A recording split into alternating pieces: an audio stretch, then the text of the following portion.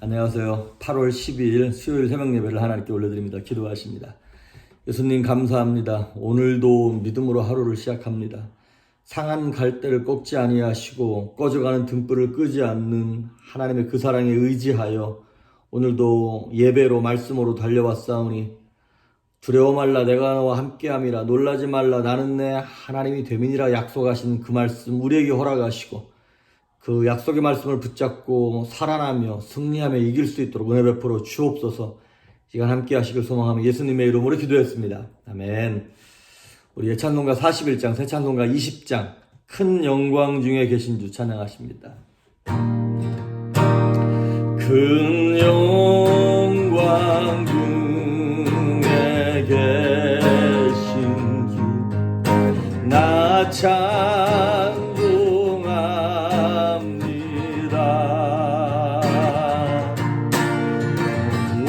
영원히 계신 주 이름 나 찬양합니다.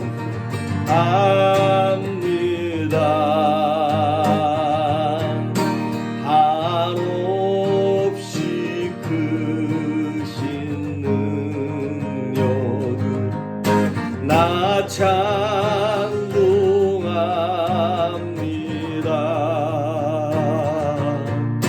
참되고 깊은 그 언약 나 찬송합니다.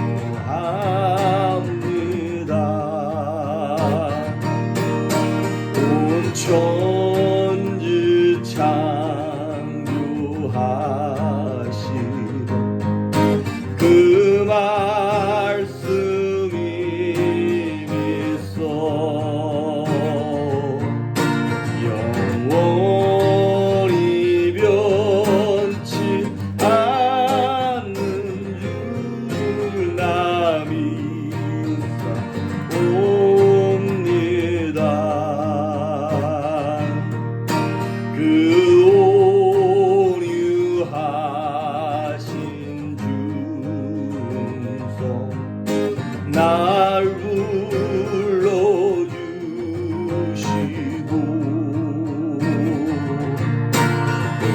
품에 품어 주시니라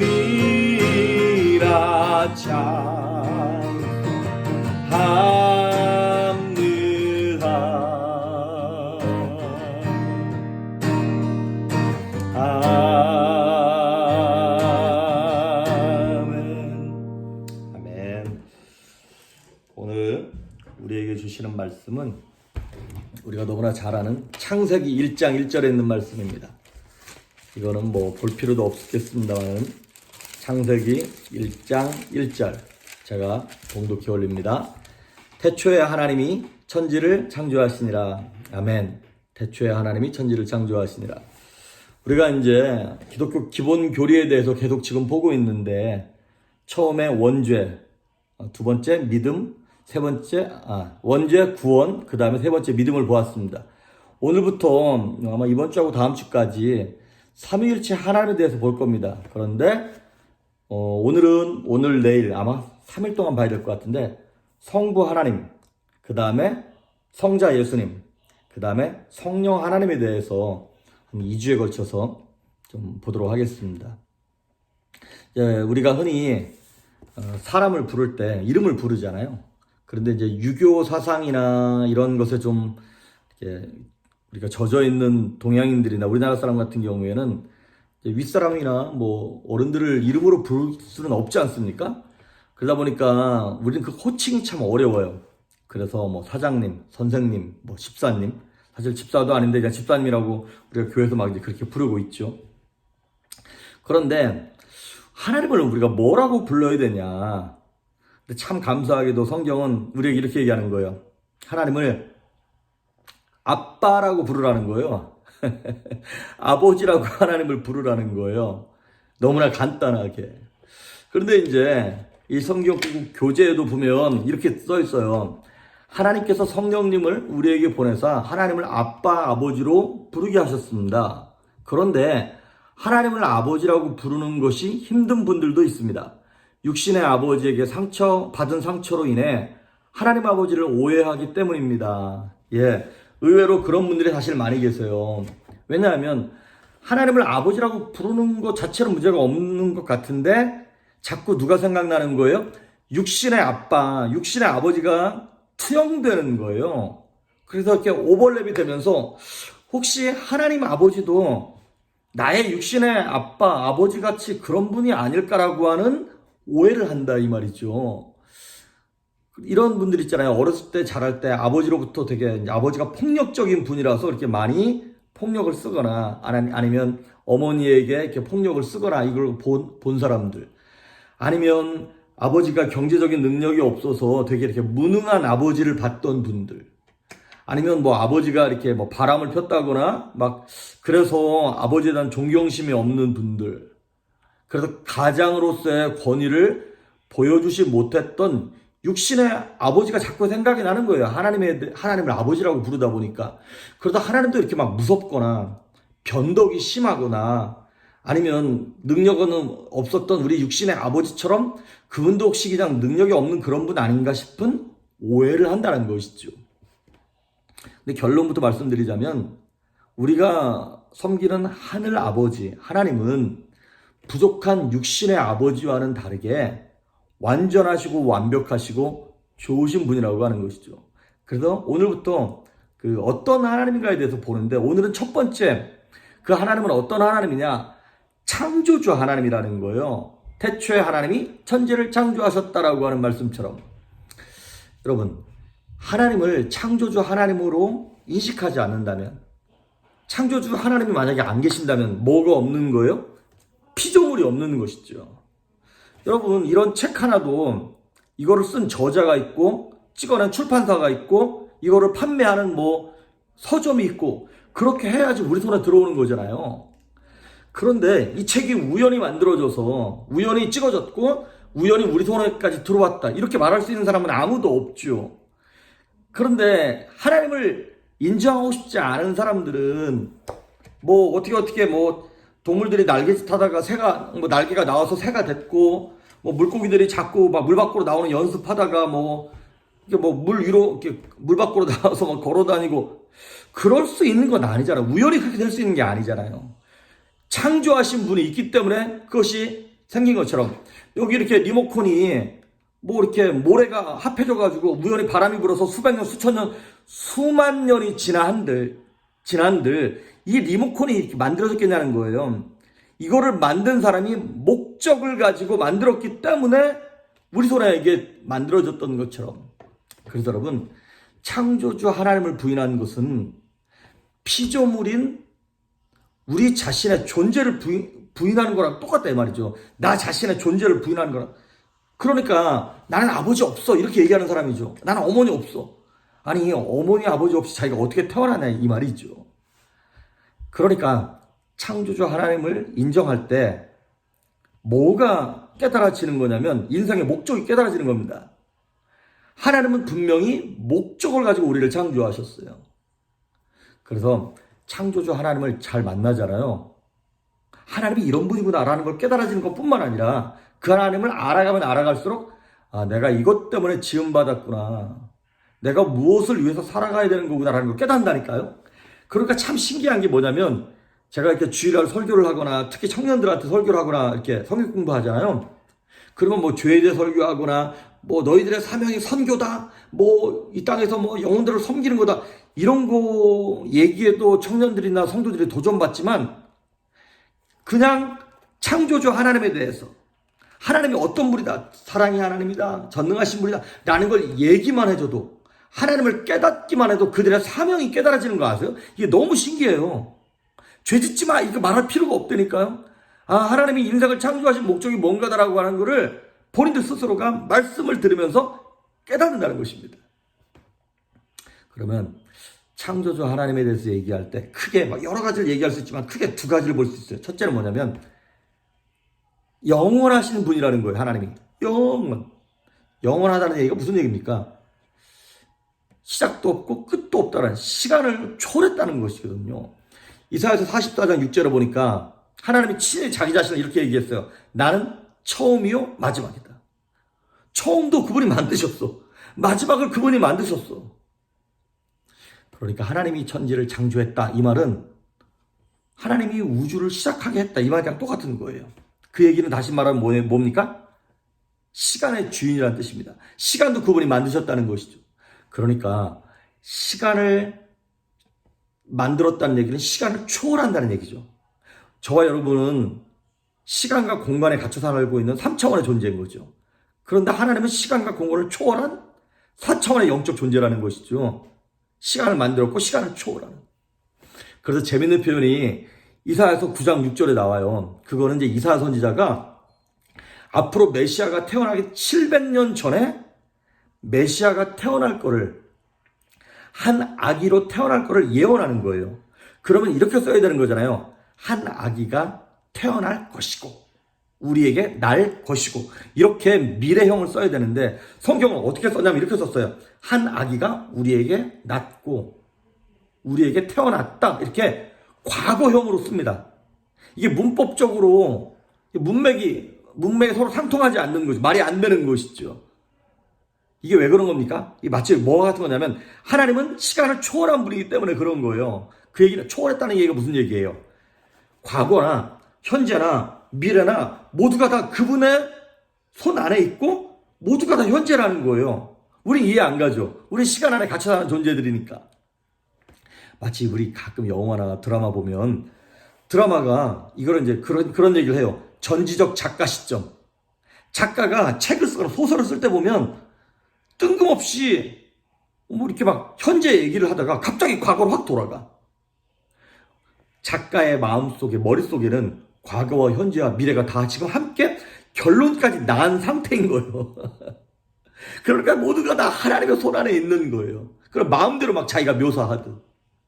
가끔 영화나 드라마에 보면 주인공이 현재 상황이 딱 나타나는데 억울하게 누명을 써서 뭐 무기징역, 그래서 감옥에 들어가 있는 거야. 영화를 그렇게 시작해.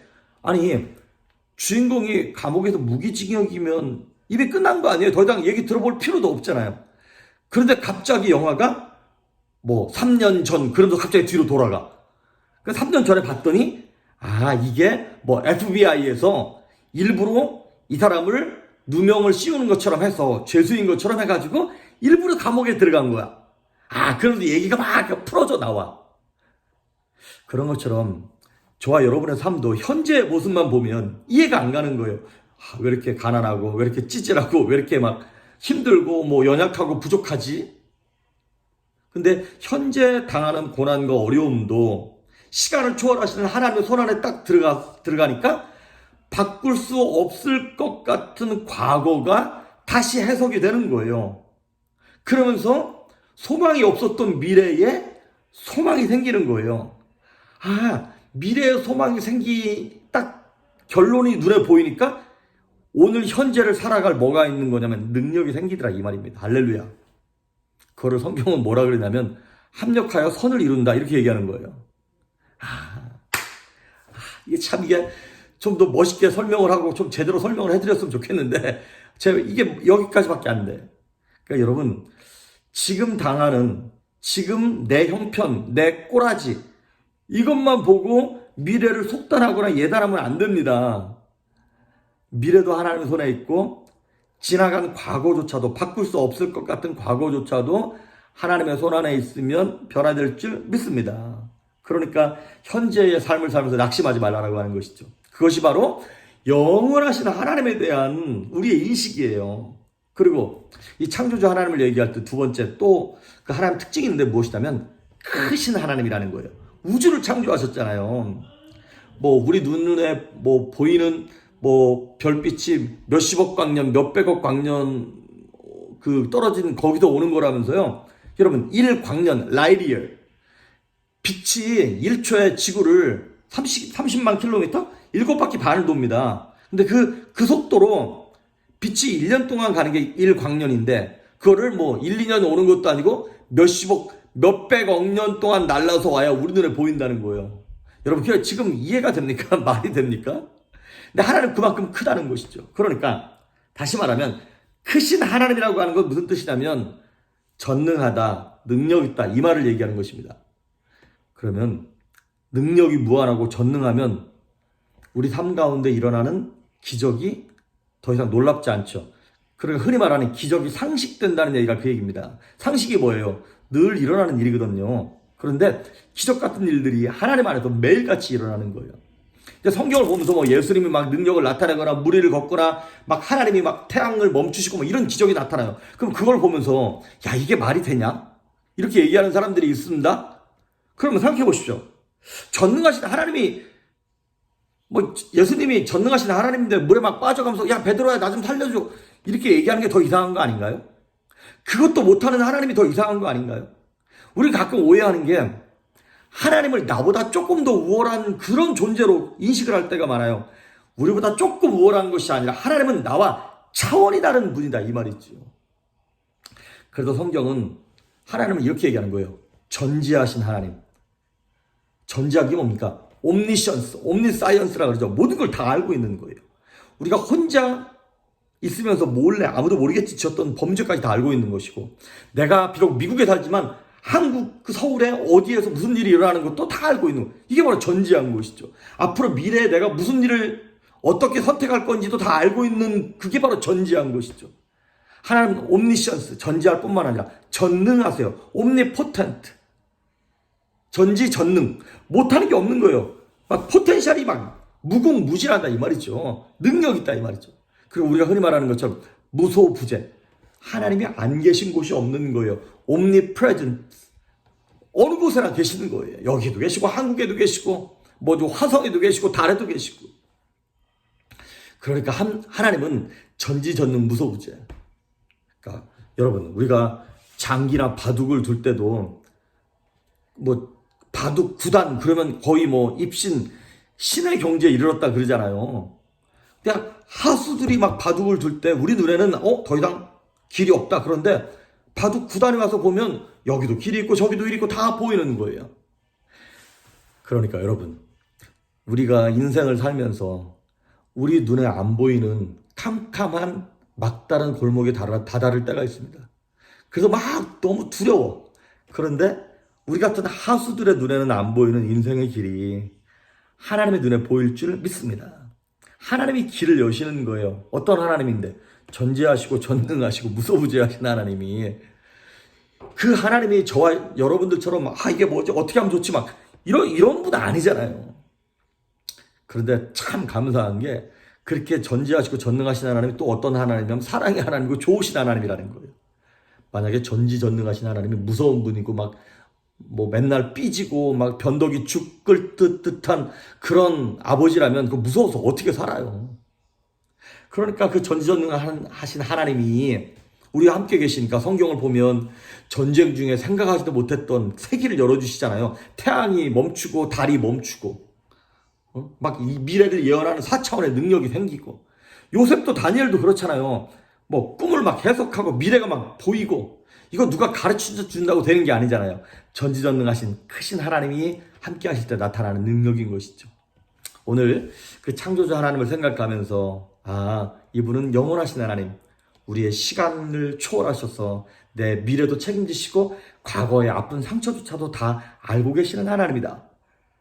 그분께 내 인생을 맡겼을 때 가장 선한 길로 인도한다라고 하는 그 영원하신 하나님과 크신 하나님, 못하실 것이 없는 우리의 어두운 인생을 밝게 하시며 우울하고 슬펐던 인생을 살리시는 하나님이라는 걸 오늘도 믿고 예수님 손 붙잡고 전능하신 하나님 아버지를 나의 아빠, 나의 아버지로 모시고 선포하면서 승리하는 여러분 될 수 있기를 주의 이름으로 축복합니다. 기도하십니다. 예수님 감사합니다. 창조주 하나님, 영원하신 하나님, 크신 하나님이 나의 아버지임을 이 시간 고백하며 오늘도 낙심하지 아니하고 두려워하지 아니하며 새로운 길을 여시는 하나님을 믿고 승리할 수 있도록 사랑하는 성도들을 축복하시고 말씀하여 주시옵소서. 감사드리옵고 예수님의 이름으로 기도했습니다. 아멘.